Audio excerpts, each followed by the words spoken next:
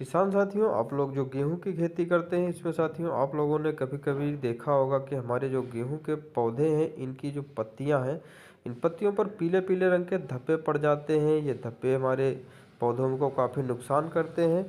इनसे हमारे पौधे, उसके बाद में पौधे हमारे पीले पड़ जाते हैं। तो ये हमारे खेत में होता क्यों है और इसको हम लोग कैसे रोकेंगे, आज हम इस विषय में जानने वाले हैं। क्योंकि साथियों, जब भी हम लोग गेहूं की पौध करते हैं तो उसमें हम लोग, जब गेहूं का पौधा हमारा 50 दिन के आसपास होता है, उस समय साथियों हम लोग इसमें खरपतवार नियंत्रण की जब भी दवाई डालते हैं, तो ये दवाई डालने के हम लोगों को लगभग 2 से 3 दिन के बाद में जो हमारे पौधों की जो पत्तियां हैं, इन पर हमें देखो सफ़ेद सफ़ेद रंग के जो धब्बे दिखाई पड़ते हैं, जिसमें हमारी पूरी पत्ती लगभग लगभग हमें लगता है कि डैमेज हो चुकी है। तो ये साथियों जो हमारे पौधों के साथ में होता है, तो ये पौधे हमारे जो क्लोरोफिल की उपस्थिति में पौधों में जो हरापन होता है, वो क्लोरोफिल इसमें भोजन के निर्माण में सहायक होता है। ये क्लोरोफिल से अपना भोजन नहीं बना पाते हैं, जिस कारण हमारे जो पेड़ हैं, ये काफ़ी कमज़ोर हो जाते हैं, जिससे हम लोगों को लगता है कि हमारे पौधे काफ़ी डैमेज हो चुके हैं। और इनको हम लोग कैसे सही करेंगे, या हम लोग इसमें क्या गलतियां ना करें कि हमारे ये पौधे इसमें इस तरीके से पीले ना हो, तो आज हम लोग इस विषय में जानने वाले हैं। साथियों, जब भी आप लोग इसमें खरपतवार नियंत्रण की दवाई डालते हैं, तो उसमें जो भी कार्बेंडाजोल दवाई है, उसको मिला करके जब भी आप लोग डालते हैं, तो पौधों पर ये दशा देखने को मिलती है। ये दशा देखने को इसलिए मिलती है क्योंकि कार्बेंडाजोल को यदि आप कम नमी में डाल देंगे, तो ये प्रॉब्लम जल्दी देखने को मिलती है। इससे हमारे पौधे काफ़ी कमज़ोर पड़ जाते हैं, क्योंकि इनमें भोजन की पूर्ति नहीं हो पाती है पूरे पौधे में। तो साथियों, इसको हम लोग जो सही करने के लिए इसमें हम लोग क्या डालेंगे कि हमारा पौधा पहले जैसा स्वस्थ हो जाए।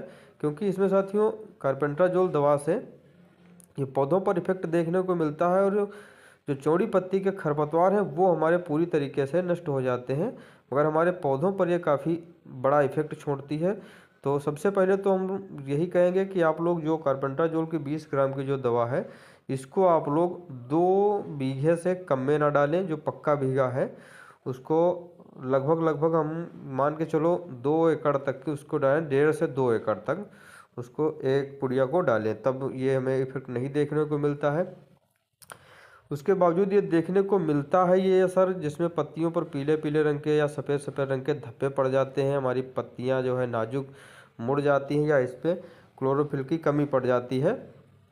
तो उस समय साथियों आप लोग इसमें जिंक सल्फेट या जिंक फेरस और ह्यूमिक, इन सबको हल्की यूरिया के साथ में मिला करके खेत में बुआई कर दें। तो इसमें आप लोग जो जिंक फेरस लेंगे, जिंक फेरस लगभग 5 किलो पर एकड़ के हिसाब से, और जो जिंक मोनोहाइड्रेट या सल्फेट ले रहे हैं, तो उसको 3 किलो पर एकड़ के हिसाब से, यूरिया 20 से 30 किलो पर एकड़ के हिसाब से, इसको साथियों आप लोग मिला करके इसमें डाल देंगे, तो हमारा पौधा जल्दी स्वस्थ हो जाएगा। और दूसरी दशा में साथियों, इसमें आप लोग जो छिड़काव में डालेंगे, उसमें भी आप लोग जिंक सल्फेट और यूरिया का जो छिड़काव 2% का हम लोग बनाएंगे, तो उसके यदि छिड़काव डालेंगे तो भी हमारा पौधा जल्दी से स्वस्थ हो जाएगा। इसके लिए साथियों आप लोग जब भी दवाई डाला करें, तो उसमें पर्याप्त नमी में दवाई डालें।